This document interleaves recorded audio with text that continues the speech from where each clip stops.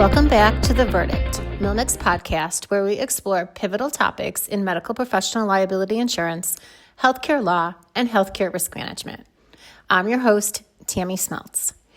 This year is truly a milestone for us at MLMIC as we celebrate our 50th anniversary of service like no other to the New York healthcare community. We're honored to have you join us as we continue to bring you insights designed to support and inform your practice. Our guest today is Dr. Jane Simpson, a board-certified palliative care physician with Samaritan Medical Center and elected vice speaker of the Medical Society of the State of New York.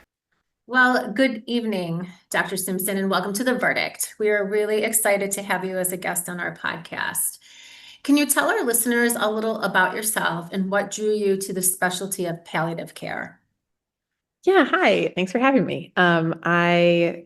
I am a doctor in upstate New York, right up in the North Country. So I practice in Watertown, New York. I grew up around this area, about a half an hour away from where I'm practicing, actually.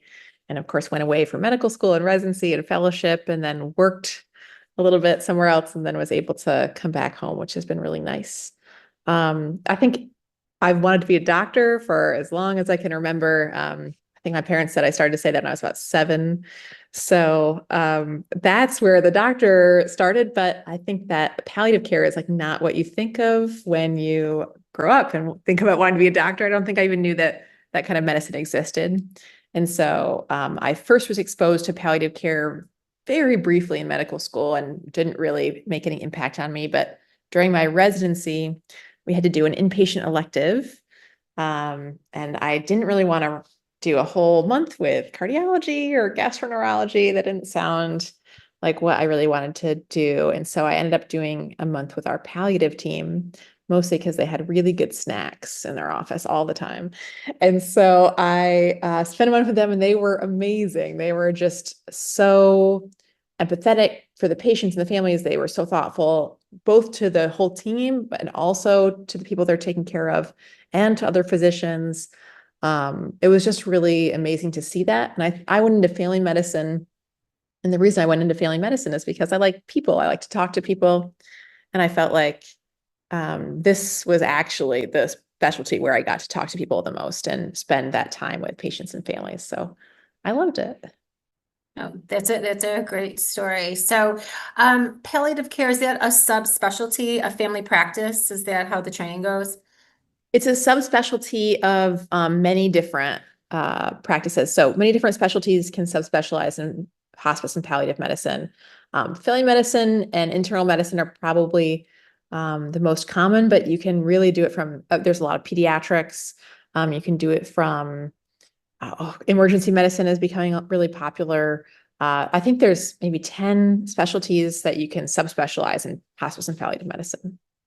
Okay, so that's great. So you don't have to have that internal medicine or primary care background. And almost any specialty can specialize in this, and probably good, for the future, because our population is aging and living longer. So we're probably going to need a lot of palliative care physicians, years to come.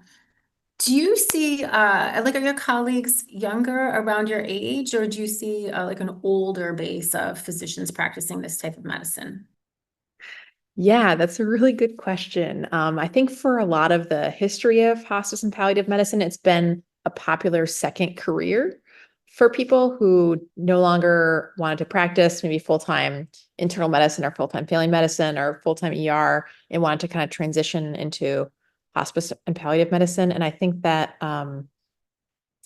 that was a lot of the population of providers for a long time. So now more recently, in the last 10 years or so, doing the fellowship right after residency training has become a lot more popular. And so I think that there's kind of like two tiers, two segments, and there's not a lot of people in the middle there. There's kind of like the older generation who really started the specialty and are experts in the field. And then there's the younger generation that are more fellowship trained and doing this for their entire career. So we've kind of got two different segments. Okay, and that actually makes sense. Makes sense to me. Now, you and I just recently met, and I feel like you have a wonderful energy. You're very positive and you have a really nice way about you. But palliative care can be sometimes emotionally heavy, right? And I just wonder what you do to balance that all out. I mean, you must have some really trying or really emotional work days. And then how do you turn into the Dr. Jane Simpson who's fun and bouncy? I think I stay fun and bouncy even through the weird. I think for me, I think for anyone who goes into palliative, really death can't be depressing for you. You have to really respect death as a part of life, and that it's part of everyone's journey. And so my job isn't to necessarily go in and try and depress people with how serious this is. I mean, certainly I have to relay the seriousness of the situation and what's happening, but my job is really to come in and see how I can help. How can I make pain better? How can I make symptoms better? How can I make the situation better? What other team members can I pull in to help in different ways? How can I make the situation better? And so in that way, I get to have a lot of license and how to change situations and how people are feeling. And so usually it's actually very uplifting. Usually my day is filled with great stories of people who feel so much better, or families who feel so much better, or people who finally feel like they have answers. I get a lot of happy hugs, even when we're in a really sad situation. And so, so really it's a lot more uplifting than people think it's going to be. Yeah, and I'm glad you explained that because I don't feel like it's uplifting when I think about it, but it's good to see it and hear it from your and the person that's actually in it helping. And I would imagine it's very rewarding too because you provide comfort to your patients and their family. And I think I heard on one of your YouTube interviews or videos that you are a big proponent of pets and bringing pets in to see patients or maybe having a little drink with dinner. Can you elaborate on the importance of that, really, of making your last however long, month, 6 months, year, meaningful and impactful to you and your family? Yeah, I think everybody's goals for their end of life are different. So sometimes I have patients who really want to get home and we're really trying hard to make that happen. Sometimes I have patients who really can't get home. There's no one to help take care of them. And so they're hoping for the hospice facility or the staying in the hospital, really, if there's not a lot of other options. And so trying to get people to where they want to be and get the services that they need there is definitely part of my job. If people are stuck in the hospital, and that's where I'm seeing most of my patients, making that feel as much like where they want to be as possible is really important. So yeah, like quilts from home, lots of decorations that we can get in there. As many people as they want to come see them, to come see them. Yeah, my hospital lets me order beer on people's trays or wine with dinner for people. We sneak some pets, some small pets into the hospital, certainly, mostly on off hours, but we sneak maybe kids that are a little bit younger than are allowed on the floors and if it's appropriate. And so just making it look like however the patients want it to look is really, really important. Yeah, I would imagine so. Um, well, I feel like you really have a way with you, and I'm sure you are a huge benefit and resource to all the patients up in Watertown that may be, facing an end of life situation. We're gonna talk about MSSNY or organized medicine, but before we do that, do you have any what is one specific takeaway or message that you would have about palliative care for our listeners? And it could be to a non-physician or a physician. What would you like the community to know about that specialty of medicine? Yeah, so palliative care is not just for care at the very end. So I think that sometimes actually I go in and say like, "Hi, I'm the palliative doctor," and families start like hyperventilating and get really upset. And you're like, "No, no, no, I'm just here to help with pain control, or I'm here to help with trying to see how we can get more nutrition involved. Like your appetite is low, how can we fix that? Or how can we treat your nausea?" So we do a lot of symptom management all through the course of serious disease. So just because we're getting called doesn't mean that we're talking about super, super heavy stuff. Probably we'll get there eventually, but really what we want to do is make sure that throughout any stage of serious illness, people are getting the care that they need, the symptom control that they need, also like the paperwork done that they need. We just want to make sure that people are getting whatever services we can provide. Okay, thank you. And thanks for clarifying that. And that does make sense now that I think about it. Like, a diagnosis is a long journey sometimes, right? So even at the beginning of a cancer diagnosis, you could be suffering for years and years. So as you said, you help with pain, you help with nutrition, you help make people comfortable, and you're there to support them. So that's great. And I thank you for clarifying that for us and for specifically me. Now, I know you're very, very active in MSSNY, and as you know, MSSNY and MLMIC have been together since the beginning of time, and we really enjoy our relationship with them. What interested you? What interested you in becoming active in organized medicine? So I was obviously pre-med in biology and all those things in undergrad, but I was also a poli-sci major. And so I did a lot of learning about medical, especially in medical situations, legal wise and ethically. That was a big part of my education. And so when I got out of medical school and into residency, I was very interested in becoming a part of policy. And organized medicine is really the best way for us physicians to do that. And so I actually founded my residencies chapter for our state specialty society organization, the New York State Academy of Family Physicians, and started getting involved with them from my intern year all the way through residency. I think in residency, I only had time for one organized medicine society, but as soon as I graduated, I started getting involved with MSSNY through my county, and then through different MSSNY organizations, through the young physician section, the women physician section. We have some great sections. So even if you can't get involved through your county leadership, I think the sections make it really nice to be able to meet with colleagues about things that you find important. And I was able to see all the action that you can get done as a group. So like me alone, I can't get this law passed, but I can work with organized medicine in any of my specialty societies and MSSNY to get things passed. So I think like the mandatory vaccine for schools, I think that was back in 2018 or 19. That was a big push for MSSNY and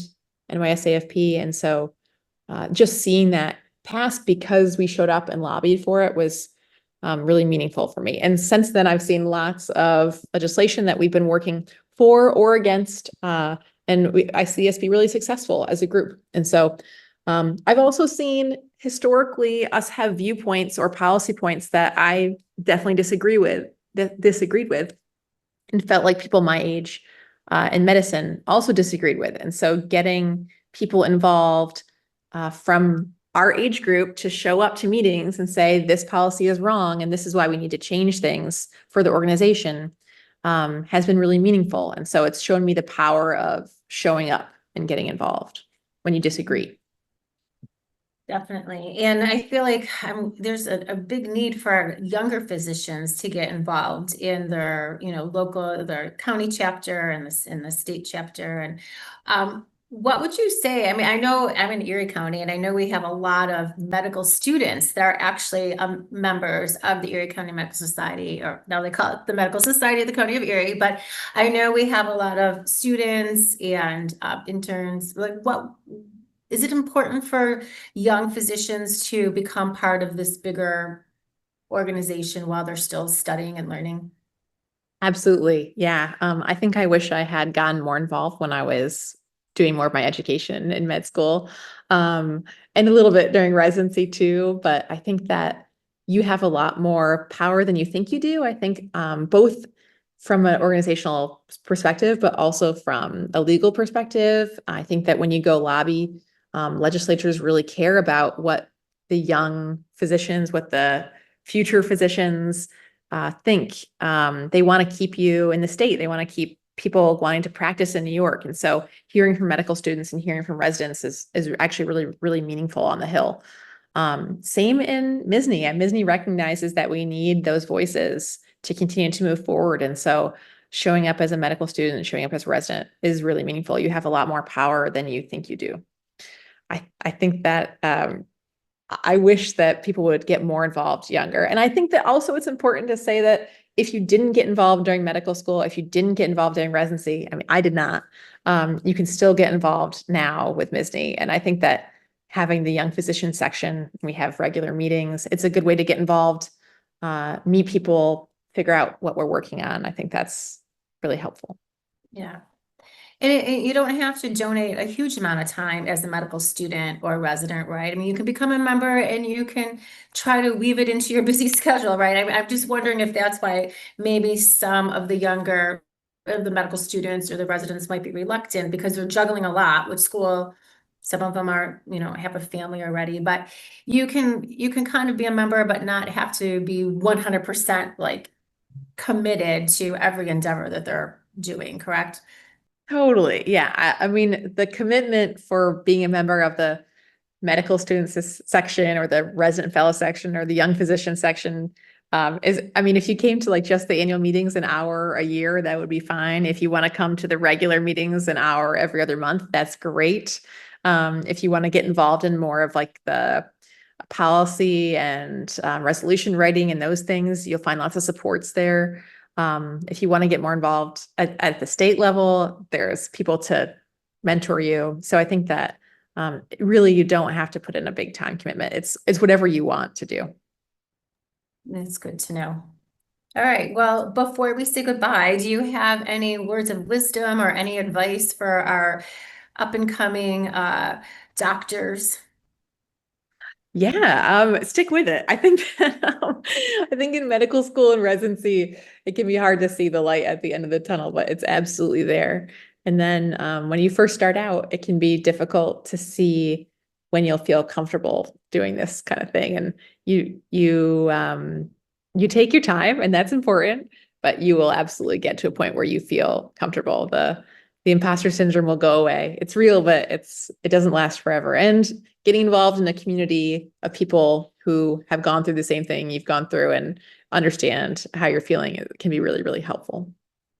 Yes, for sure. The medical societies are there to support the young physicians. And as you said, they've been through it. So they're a good sounding board and they're good mentors. Absolutely.